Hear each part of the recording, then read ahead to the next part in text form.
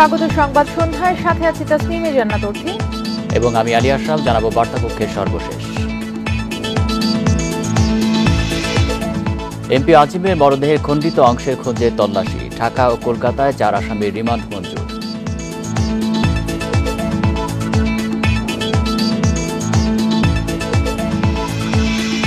আখতারুজ্জামানকে গ্রেফতার করা গেলেই রহস্যের সমাধান হবে, দাবি আজিম কন্যার।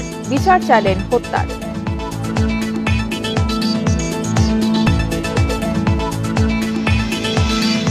সিলেটের কৈলাস টিলার 8 নম্বর অনুসন্ধান কূপে মিলেছে গ্যাস।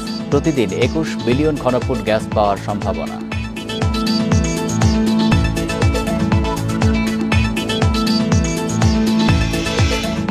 এবং কাল থেকে শুরু হচ্ছে বঙ্গবাজার মার্কেটের বহুতল ভবন নির্মাণ কাজ। 3 বছরের মধ্যে ব্যবসায়ীদের কাছে হস্তান্তর।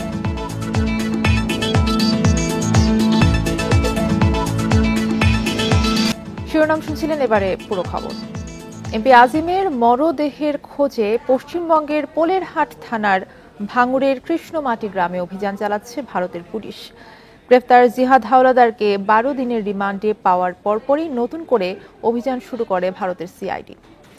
এর আগে শুক্রবার সকালে জিহাদকে বারাসাত আদালতে তুলে জিজ্ঞাসাবাদের জন্য রিমান্ড আবেদন করেন গোয়েন্দারা। বৃহস্পতিবার গ্রেফতারের পর রাতেই জিহাদকে সাথে নিয়ে আজিমের খণ্ডিত মরদেহ উদ্ধারের চেষ্টা চালায় সিআইডি, কিন্তু রাতের অন্ধকারে কোনো দেহাবশেষ মেলেনি।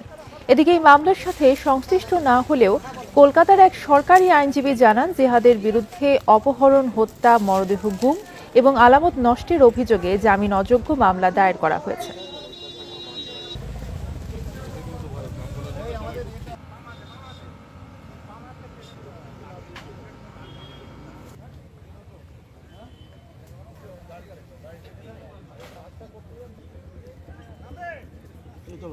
সবই জামিন অযোগ্য ধারা। যে ঘটনা ঘটেছে 320 যেটা আছে, এটা এই হিনিয়াস অফেন্স বলা হয়, যেটা নৃশংস হত্যা। এই নৃশংস হত্যা ক্ষেত্রে মানে এদের মানে অ্যাকচুয়ালি যে ঘটনা অদূর ভবিষ্যতে ঘটতে চলেছে আপনারাও দেখতে পাবেন। এদেরকে মানে খুব যাবজ্জীবন কারাদণ্ড, অর্থাৎ till the last breadth of their life, মৃত্যুর আগের দিন পর্যন্ত হয়তো কারাবাস করতে হবে, আর না হলে ফাঁসি হবে। ঝিনাইদহ 4 আসনের এমপি আনোয়ারুল আজিম আনার হত্যায় বাংলাদেশে গ্রেপ্তার আসামি আমানুল্লাহ ওরফে শিমুল ভূঁইয়া, সেরেস্তা রহমান ও তানফির ভূঁইয়ার 8 দিনের রিমান্ড মঞ্জুর করেছে আদালত। বিকেলে ঢাকা মেট্রোপলিটন ম্যাজিস্ট্রেট দিলরুব আফরোজ তিথির আদালত এই আদেশ দেয়। এছাড়া আরেক আসামি জিহাদ হাওলাদারকে রিমান্ডে দিয়েছে কলকাতার আদালত। আনোয়ারুল আজিম হত্যায় গ্রেপ্তার আমানুল্লাহ, সিলিস্তা রহমান ও তানভীর ভূঁইয়াকে কড়া নিরাপত্তায় ঢাকা মেট্রোপলিটন ম্যাজিস্ট্রেট আদালতে হাজির করা হয় শুক্রবার দুপুরে।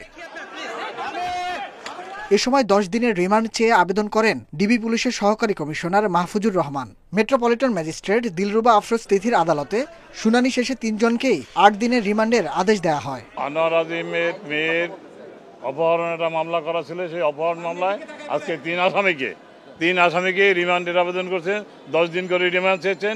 প্রত্যেক আসামিকে 8 দিন করে সতর্কতার সহিত হাইকোর্টের নির্দেশ মোতাবেক জিজ্ঞাসাবাদের জন্য আদেশ দিয়েছেন বিজ্ঞ আদালত। রাষ্ট্রপক্ষের আইনজীবী জানিয়েছেন, এমপি আজিমের মেয়ে মুমতারিন ফেরদৌস ডরিনের করা অপহরণ মামলায় আসামিদের রিমান্ড মঞ্জুর হয়েছে। 22 মে রাজধানীর শেরেবাংলা থানায় দায়ের হওয়া মামলাটি এখন হত্যা মামলায় পরিণত হবে। এছাড়া মামলার সূচনা বাংলাদেশে হওয়ায় বিচারও এখানে হবে বলে জানান তিনি। হত্যার সবকিছু যখন উন্মোচন হবে তখনই হত্যা মামলায় রূপান্তরিত হবে। এখান থেকেই যেহেতু ঘটনার সূত্রপাত, এখান থেকেই বিচার এখানেই হবে। এদিন আদালতে আসামি পক্ষের কোনো আইনজীবী ছিলেন না। এদিকে এমপি আনোয়ারুল আজিম হত্যায় কলকাতায় গ্রেপ্তার আরেক আসামি জিহাদ হাওলাদারকে 12 দিনের রিমান্ড দিয়েছে সেখানকার আদালত। Nahid Kamal, Independent News, Dhaka. MP আজিমের হত্যাকাণ্ড ঘটনায় প্রতিপক্ষ কাউকে সন্দেহ করছে না তার মেয়ে মুমতারিন ফেরদৌস। তবে অভিযুক্ত আখতারুজ্জামান প্রশ্নে তার দাবি, এই ব্যক্তিকে গ্রেফতার করা গেলেই নেপথ্যের সব ঘটনা বেরিয়ে আসবে। দুপুরে ঝিনাইদহের নিজ বাসায় সাংবাদিকদের এসব কথা বলেন আজিম কন্যা মুমতারিন। ঝিনাইদহ 4 আসনের সংসদ সদস্য আনোয়ারুল আজিম আনার। কলকাতায় তার হত্যাকাণ্ড এখন সারা দেশেরই আলোচিত বিষয়।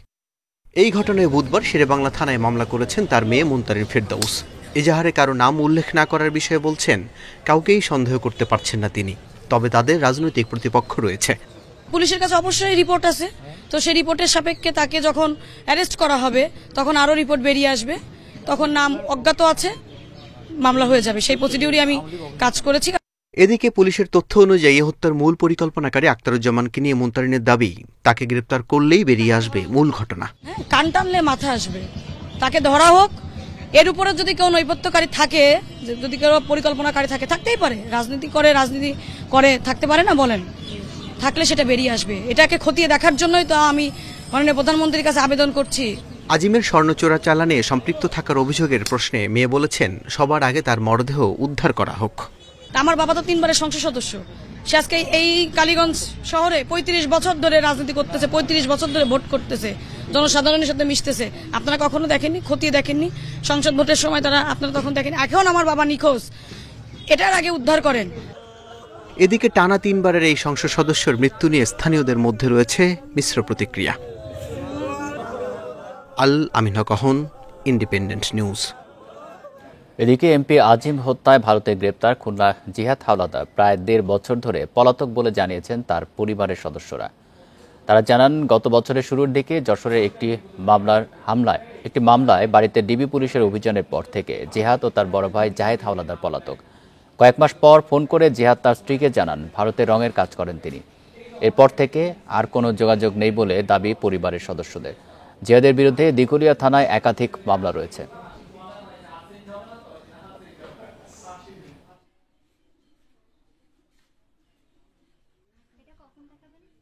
বাড়িতে নেই প্রায় 1.5 বছরের মতো, বাড়িতে নাই। আর কি জানি একটা সমস্যা হয়েছিল যশোরে, আমার সেজ বাসুরের সেই ঝামেলাতে একটু দৌড়দৌড়ি হয়েছিল, পরে ও বাসা থেকে চলে গেছে। কয়ে গেছে জানি না। আমার সাথে গত 9 মাস আগে একবার আমরা 2 মিনিট কথা হয়েছে, ছেলেটা কেমন আছে এটাই জিজ্ঞেস করছে, তারপরে আমার সাথে আর কোনো যোগাযোগ নাই। সিলেটের কৈলাসটিলার 8 নম্বর অনুসন্ধান কূপে গ্যাসের সন্ধান মিলেছে। প্রতিদিন 21 মিলিয়ন ঘনফুট গ্যাস পাওয়ার সম্ভাবনার কথা জানিয়েছেন গ্যাসফিল্ডের ব্যবস্থাপনা পরিচালক মিজানুর রহমান। তিনি জানান, এই কূপে 3500 মিটার পর্যন্ত খনন করা হয়েছে। এর মধ্যে 3440 থেকে 3455 মিটার গভীরতায় নতুন গ্যাসের স্তর পাওয়া গেছে। এখনো পরীক্ষা নিরীক্ষা চলছে। তিনি আরো জানান, আগামী 3 মাসের মধ্যে এই কূপের গ্যাস জাতীয় গ্রিডে যুক্ত হবে।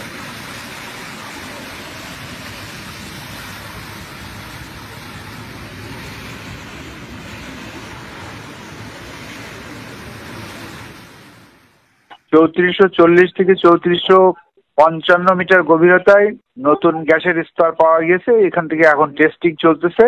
এখন 21 মিলিয়ন ঘনফুট গ্যাস পরীক্ষামূলক প্রবাহ হচ্ছে। কাল থেকে শুরু হচ্ছে বঙ্গবাজার মার্কেটে বহুতল ভবন নির্মাণ কাজ। এর উদ্বোধন করবেন প্রধানমন্ত্রী শেখ হাসিনা। 3 বছরের মধ্যে নির্মাণ কাজ শেষ করে ব্যবসায়ীদের কাছে হস্তান্তর করা হবে বলে জানান ঢাকা দক্ষিণ সিটি কর্পোরেশনের মেয়র শেখ ফজলেনুর তাপস। এছাড়া শিশু পার্ক, নজরুল সরোবর ও 8 লেনের ইনার সার্কুলার সড়ক নির্মাণ কাজের উদ্বোধন করবেন প্রধানমন্ত্রী। গত বছরের 4 এপ্রিল ভোরে হঠাৎ আগুন লাগে রাজধানীর বঙ্গবাজার মার্কেটে। কিছুক্ষণের মধ্যেই তা ছড়িয়ে পড়ে পুরো মার্কেটে। পুরো আগুন নেভাতে ফায়ার সার্ভিসের 48 ইউনিটে সময় লাগে প্রায় 75 ঘন্টা। এমন ভয়াবহ আগুনে শুধু মালামাল নয়, পুড়ে যায় হাজারো ব্যবসায়ের স্বপ্ন। নিঃস্ব হয়ে যান অনেক ব্যবসায়ী। 2 দিনের মধ্যেই আবার ঘুরে দাঁড়ানোর লড়াই। বাঁশ আর ত্রিপল দিয়ে বানানো হয় অস্থায়ী দোকান, শুরু হয় ব্যবসা। অগ্নিকাণ্ডের পরই ঘোষণা আসে বহুতল মার্কেট নির্মাণের। সেই প্রতিশ্রুতির সূচনা হচ্ছে। 106 কাঠা জমির উপর 365 কোটি টাকা ব্যয়ে 10 তলা মার্কেট নির্মাণ কাজের উদ্বোধন করবেন প্রধানমন্ত্রী শেখ হাসিনা। এতে থাকবে 3215টি দোকান। ইচ্ছা রয়েছে, পরিকল্পনা রয়েছে যে 3 বছরের মধ্যেই আমরা উন্মুক্ত করে হস্তান্তর করে সকল ব্যবসায়ীদের হাতে এই মার্কেট, এই বিপণী বিতান তুলে দেব। উন্নয়ন আর আধুনিকায়নের জন্য 2019 সালে বন্ধ করে দেওয়া হয় শাহবাগের শিশু পার্ক। থানা অপসারণ মন্ত্রণালয় আর ডিএসসিসির মধ্যকার জটিলতার কারণে 5 বছরে আটকে আছে কাজ। সব জটিলতা কাটিয়ে শুরু হতে যাচ্ছে 603 কোটি টাকার কাজ। শিশু পার্কের সাথে আমারও ছোটকালের অনেক স্মৃতি আছে। আমরাও এখানে আনন্দ উপভোগ করেছি। এবার অত্যন্ত আধুনিক রাইডগুলো দিয়ে, খেলা সামগ্রীগুলো দিয়ে, যেটা আমরা বহির্বিশ্বে পাই, সেই খেলা সামগ্রীগুলো দিয়ে এই প্রকল্পটা সাজানো হয়েছে। এছাড়াও ধানমন্ডি লেকে নজরুল সরোবর ও পোস্তগোলা ব্রিজ থেকে রায়েরবাজার স্লুইস গেট পর্যন্ত 8 লেনের ইনার সার্কুলার রোড নির্মাণের কাজেরও উদ্বোধন করবেন প্রধানমন্ত্রী। বন ইবনে কামাল, ইন্ডিপেন্ডেন্ট নিউজ, ঢাকা। এবারে হজ যাত্রার খবর।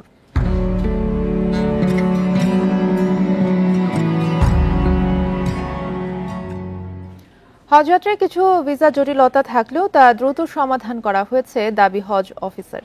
সেই সঙ্গে হাজিদের এবার সৌদিতে কোনো ভোগান্তিতে পড়তে হবে না বলেও জানায় সংস্থাটি। এদিকে 15তম দিনে 5টি ফ্লাইটে সৌদি আরব যাচ্ছেন প্রায় 1000 যাত্রী। এ পর্যন্ত সৌদি পৌঁছেছেন প্রায় 40,000।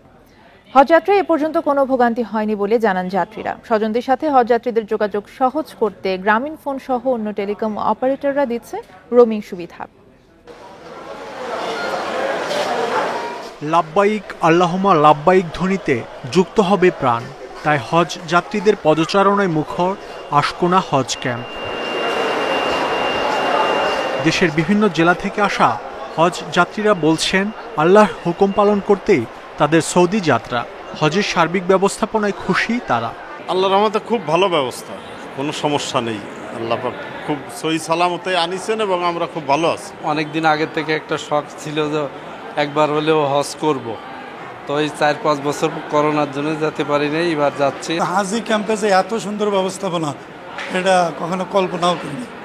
এদিকে হজ অফিসের পরিচালক বলছেন, কোনো রকম ভোগান্তি হয়রানি ছাড়াই যেন সবাই সৌদি যেতে পারেন সে লক্ষ্যে কাজ করছেন সবাই। যাদের ভিসা জটিলতা আছে তাও দ্রুত কেটে যাবে। 85,725 জন হজযাত্রীর মধ্যে 84,772 জন ইতিমধ্যে ভিসা পেয়ে গেছেন, প্রিন্ট হয়ে গেছে। আর 948টি ভিসা এখন প্রিন্টের অপেক্ষায় আছে। সকল হজযাত্রীর টিকিটের টাকাটি ব্যাংকে কিন্তু গচ্ছিত আছে এবং সেই টাকা থেকে তারা পে অর্ডারের মাধ্যমে টিকিট ক্রয় করা হয়ে থাকে। এখন এটা একটা ধারাবাহিক প্রক্রিয়া। ইতিমধ্যে প্রায় সব হজযাত্রী হয়ে গেছে, অল্প কিছু সংখ্যক বাকি আছে, সেগুলোও 2-1 মধ্যে হয়ে যাবে। হজ এজেন্সিগুলোর সংগঠন হাব সভাপতি জানান, এবার কোনো বেসরকারি এজেন্সি হজ যাত্রীদের সাথে প্রতারণার কোনো সুযোগ পায়নি আর পাবেও না। ব্যাগেজগুলিও এখানে সৌদি কর্তৃপক্ষ রিসিভ করছে এবং তাদেরকে এই ব্যাগেজ ঢাকা এয়ারপোর্ট বা জেদ্দা এয়ারপোর্ট কোথাও স্পর্শ করতে হবে না। বিশেষত বয়োজ্যেষ্ঠ হজযাত্রীদের জন্য এটা খুবই ভালো একটা বিষয় যে তাদেরকে তাদের ব্যাগ হ্যান্ডেল করতে হবে না। এই ব্যাগ মক্কা বা মদিনার হোটেল পর্যন্ত চলে যাবে। হজযাত্রীগণ নিজে খালি যাবেন, গিয়ে দেখবেন তাদের ব্যাগ তাদের হোটেলে তারা পাবেন। চাঁদ দেখা সাপেক্ষে 16 জুন পবিত্র হজ অনুষ্ঠিত হবে। 20 জুন থেকে ফিরতি ফ্লাইটে দেশে ফিরবেন হাজিরা। মাহমুদ শরীফ, ইন্ডিপেন্ডেন্ট নিউজ, ঢাকা। সাবেক সেনাপ্রধান বা আইজিপি যেই হোক, অপরাধ করে কেউ পার পাবে না বলে জানিয়েছেন আওয়ামী লীগ সাধারণ সম্পাদক ওবায়দুল কাদের। সকালে রাজধানীর বঙ্গবন্ধু এভিনিউয়ে দলের কেন্দ্রীয় কার্যালয়ে এক সংবাদ সম্মেলনে তিনি একথা জানান। সাবেক সেনাপ্রধান আজিজ আহমেদ ও সাবেক আইজিপি বেনজির আহমেদের ঘটনায় সরকারের ভাবমূর্তি ক্ষুণ্ণ হয়েছে কিনা এমন প্রশ্নের জবাবে কাদের বলেন, অপরাধ করলে শাস্তি পেতেই হবে। যত প্রভাবশালী হোক, শাস্তি নিশ্চিতের ব্যাপারে সরকারের সৎ সাহস আছে। বিচার বিভাগ ও দুদক স্বাধীন। বিশ্বজিৎ ও আবরার হত্যার ঘটনায় অভিযুক্তরা ছাত্রলীগের হলেও কাউকে প্রোটেকশন দেওয়া হয়নি বলেও দাবি করেন ওবায়দুল কাদের।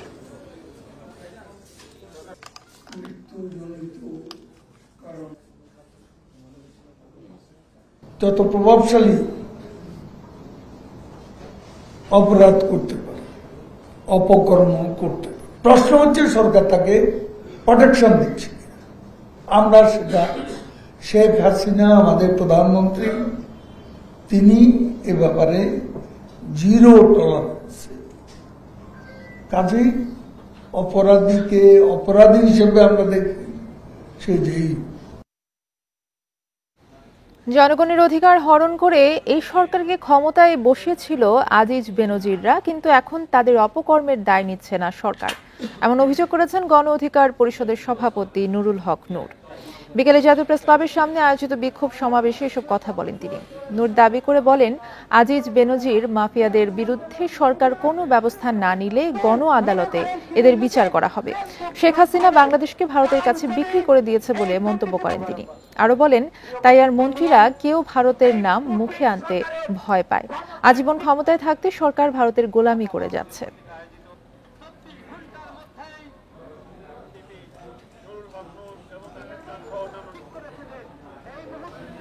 বঙ্গোপসাগরে লঘুচাপটি নিম্নচাপে পরিণত হয়েছে, আরও ঘনীভূত হয়ে রূপ নিতে পারে ঘূর্ণিঝড়ে।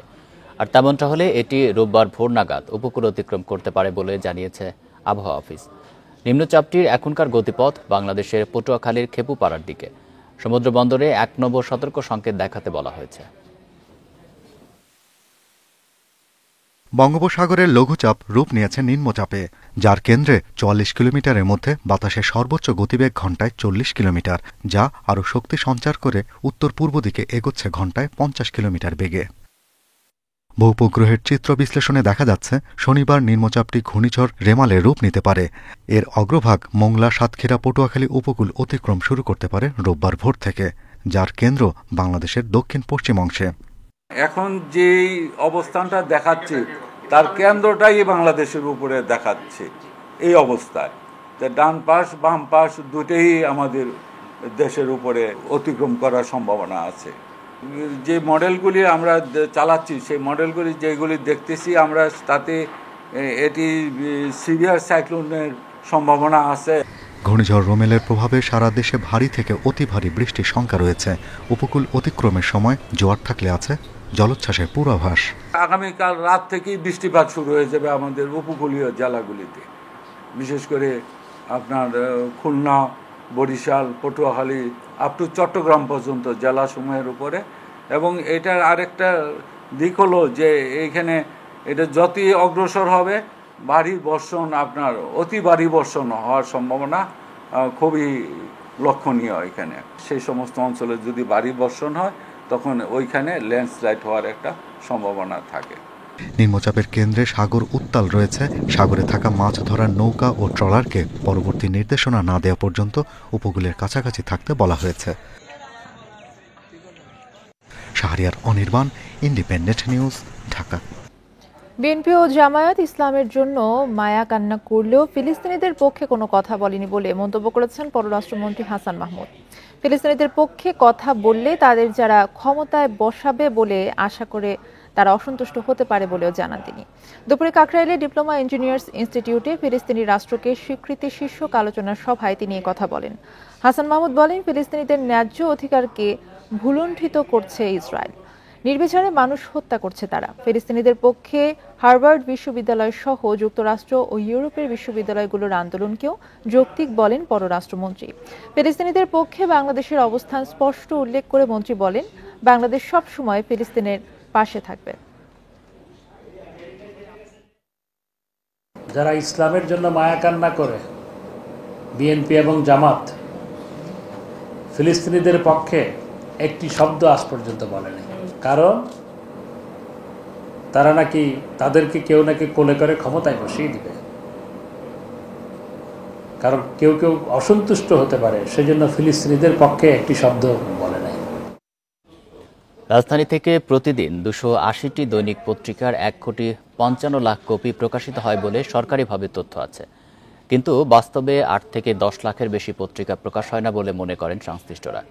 বেশি প্রচার সংখ্যা থাকলে সরকারি ও বাণিজ্যিক সুবিধা মেলে বলে একটি চক্র সংবাদপত্র শিল্প নিয়ে এই নৈরাজ্য চালাচ্ছে দীর্ঘদিন ধরে।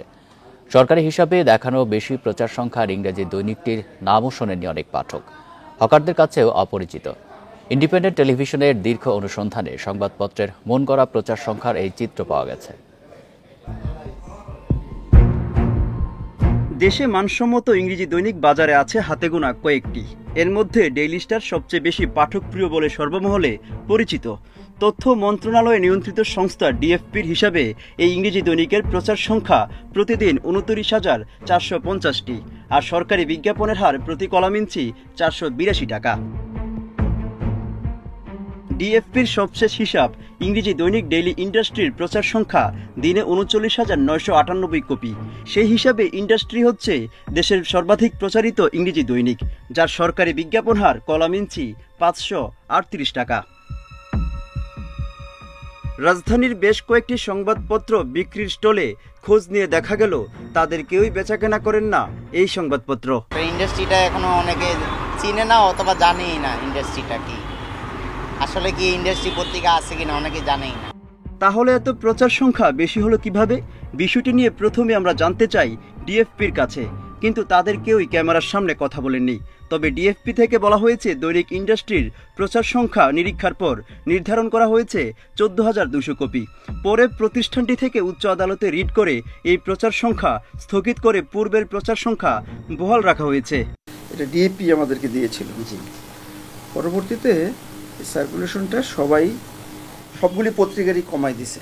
আমরা ওইটার বিরুদ্ধে হাইকোর্টে রিট করেছি। ডিএফপি ঘোষিত সংবাদপত্র প্রচার সংখ্যার তালিকা ধরে দেখা যাক দৈনিক চিত্রের কি অবস্থা। এটির প্রচার সংখ্যা দেখানো হয়েছে দিনে 1,41,100 কপি। এ প্রতিষ্ঠানটির কার্যালয়ে গিয়ে দেখা মিলল 2 অফিস সহকারীকে।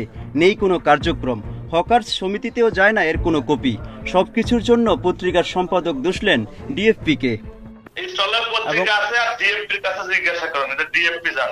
এটা প্রতি 6 মাস পর পর তদন্ত হয়, তদন্ত হওয়ার পরে তারা রিপোর্ট দেয়, এটা আমরা দেই না। আপনি ডিএফপির সাথে কথা বলেন। হাটে হাড়ি ভাঙলেন 1,51,000 প্রচার সংখ্যা দেখানো দৈনিক মুক্ত খবরের সম্পাদক। এইভাবেই চলছে, কিন্তু যে সার্কুলেশন লিস্ট ও দেখছে 1 লাখ আর 2 লাখ আর 5 লাখ আর 3 লাখ ছাপায় না, না কেউ ছাপায় না। ডিএফপির হিসাব, রাজধানী সহ সারা দেশে সরকারি বিজ্ঞাপনের সুযোগ পাওয়া দৈনিকের সংখ্যা 581টি। মূলত সরকারি বিজ্ঞাপনের সুযোগ নিতেই এইসব দৈনিকের প্রচার সংখ্যা ভুয়া দেখানো হয়।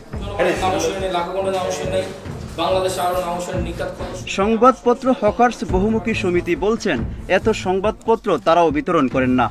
আমাদের এখানে যে পত্রিকাগুলো আসে না, আসলে বেসিক্যালি আমরা এগুলোর নামও জানি না, তারা কতটুকু বের করে না কেন জানি না। আমরা যেগুলো আসে এগুলো আমরা প্রপারলি ডিস্ট্রিবিউট করছি এবং এরা ভালো আছে। অনুসন্ধানে দেখা যায় ভুয়া প্রচার সংখ্যার দৈনিকগুলো সরকারি বিজ্ঞাপন ছাপিয়ে ভাগ ভাটোয়ারা করে নিয়ে নিচ্ছে কয়েকশো কোটি টাকা। এই যেমন মুজিবনগর দিবস উপলক্ষে গত এপ্রিলে মুক্তিযুদ্ধ মন্ত্রণালয় থেকে 50টি সংবাদপত্রে 20 লাখ টাকার বিজ্ঞাপনের সুপারিশ করা হয় মন্ত্রণালয়ের উপসচিব আমজাদ হোসেনের স্বাক্ষরে। এই তালিকায় থাকা 2-3টি সংবাদপত্র ছাড়া বাকিগুলো বাজারে নেই। এই বিষয়ে প্রশ্ন করায় দুর্ব্যবহার করেন তিনি। আমার সাথে আপনি কথা বলবেন কেন? আমার তো জানতে হবে এটা। আপনি আমার কাছে জানবেন কেন? উত্তেজিত হলে হবে না। আপনার অবশ্যই উত্তেজিত। আপনি যেখানে যাওয়ার ওই জায়গায় যাবেন, আপনি আমার কাছে জানতে চান কেন? কারণটা কি? না, কারণটা হচ্ছে আপনাদের এই মাস্তানি করেন অফিসে ঢুকা নাকি? তবে তথ্য প্রতিমন্ত্রী বলেন এই বিষয়গুলো আমলে নিয়ে কাজ করবেন তিনি। ডিএফপি যে প্রক্রিয়াতে সার্কুলেশনটা বের করে, এটা কিন্তু কতগুলো প্রিন্ট হচ্ছে সেটা দিয়ে আপনার গুনলে হবে না, কতগুলো প্রিন্ট হওয়ার পর বিক্রি হচ্ছে। কাজে এই প্রক্রিয়াটার মধ্যে আমরা কিছু পরিবর্তন আনার চেষ্টা করছি, একটা ফুল প্রুফ সিস্টেম তৈরি করা, যেন এখানে একটা নিখাদ লিস্ট আমরা তৈরি করতে পারি। শুধু ভুয়া প্রচার সংখ্যাই নয়, সংবাদকর্মীদের জন্য সরকার ঘোষিত ওয়েস বোর্ড বাস্তবায়ন নিয়েও মিথ্যাচার করেন এই সংবাদপত্রগুলো। Mohammad Omar Faruk, Independent News, Dhaka. রাজধানীর হাতিরঝিলে অনুষ্ঠিত হয়ে গেল 5ম Senora long Dhaka women's marathon. নারীর স্বাস্থ্য সচেতনতায় এই প্রতিযোগিতা বলছেন আয়োজকরা। ম্যারাথনে 2.7 কিলোমিটারের ফান রানে সাজেদা আক্তার এবং 10 কিলোমিটারের দৌড়ে প্রথম হয়েছেন লিপি খাতুন। শুক্রবার ভোর 5:30 রাজধানীর হাতিরঝিলের এফডিসি মোড় থেকে শুরু হয় 10 কিলোমিটার দৌড়। আধা ঘন্টা পর শুরু হয় 2.7 কিলোমিটার ফান রান। 5ম সেনোরা লং ঢাকা উইমেন্স ম্যারাথনের 2 পর্বে অংশ নেন বিভিন্ন বয়সী 5 শতাধিক নারী। এটা একটা অন্যরকম ভালো লাগার কাজ করে, একটা ইন্সপিরেশনের কাজ করে। আমার ভালোই লাগছে, আর নেক্সটে এরকম কোনো ম্যারাথনে পার্টিসিপেট করার জন্য ইন্সপায়ার হইলাম। ম্যারাথনটা আমার কাছে মনে হচ্ছে অনেক বেশি উপকারী, স্বাস্থ্যের জন্য অনেক উপকারী। আপনাকে আরো 10 জনকে দেখে আপনাকে এগিয়ে যেতে সাহায্য করবে। আপনি পিছন থেকে হোক সামনে থেকে হোক, আপনি দেখে তাদেরকে ইন্সপায়ার হবেন যে না, সে পারছে, আমি কেন পারবো না। 2 পর্বের প্রতিযোগিতায় শেষ হয় হাতিরঝিলের পুলিশ প্লাজা কনকর্ড পয়েন্টে। 2.7 কিলোমিটার ম্যারাথনে প্রথম হয়েছেন সাজেদা আক্তার। 10 কিলোমিটার ম্যারাথনে প্রথম হয়েছেন লিপি খাতুন। দৌড়ে তিনি সময় নিয়েছেন 46 মিনিট 42 সেকেন্ড। দীর্ঘ সময়ব্যাপী পরিকল্পনা করে পরিশ্রম করে সেটি অর্জন করার যে আনন্দ, সেটি তারা এই দৌড়ের ভিতরে যেমন করেন, আমি মনে করি সেটি যদি তারা বাস্তব জীবনে প্রয়োগ করেন তাহলে লক্ষ্য অর্জনে এবং তার যে প্রত্যাশিত ফল তার জীবনের, সেটির ক্ষেত্রেও এটি প্রযোজ্য হতে পারে। ম্যারাথনে দৌড়বিদদের সহযোগিতা করেন 2 শতাধিক স্বেচ্ছাসেবক। প্রতিযোগিতার সময় হাতিরঝিলে বন্ধ রাখা হয় যান চলাচল। নূরে জান্নাত, ইন্ডিপেন্ডেন্ট নিউজ, ঢাকা। এই ছিল এখনকার সংবাদে। ইন্ডিপেন্ডেন্ট টেলিভিশনের সব খবরের আরো বিস্তারিত জানতে চোখ রাখুন ফেসবুক, এক্স এবং ইউটিউবে। ধন্যবাদ সবাইকে।